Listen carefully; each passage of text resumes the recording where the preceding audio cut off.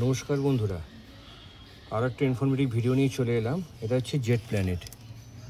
Jet প্ল্যানেটকে বলা হচ্ছে মানি attraction tree. মানে এই গাছটা রাখলে বলে বাড়িতে মানি, টাকা পয়সা ভালো শ্রীবৃদ্ধি হয়। মানে এটা আমার শোনা কথা, আমি ঠিকঠাক জানি না।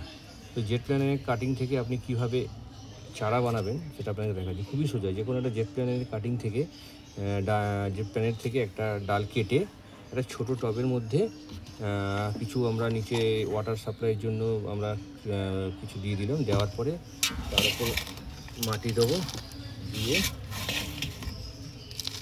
এই গাছটাকে এভাবে বসিয়ে দেবো। এ খুব জল কম ভালোবাসে, মানে বেশি জল দিলে কিন্তু হবে না। একে সপ্তাহে একদিন করে জল দিতে হবে। যত মাটি শুকনো থাকবে এই গাছটা তত বেশি তাড়াতাড়ি আপনার রুট বাম করবে। খুবই ইজি, কোনো কিছু মেনটেনেন্স নেই, শুধু বসিয়ে দেবেন, একটু একটু করে জল দেবেন।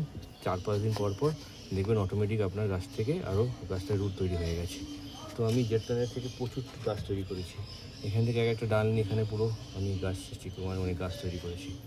তো আপনি যে কোনো ডাল কাটবেন, বসাবেন, গাছ তৈরি হয়ে যাবে। খুবই ইজি জেট প্ল্যানেট থেকে গাছ তৈরি হওয়া।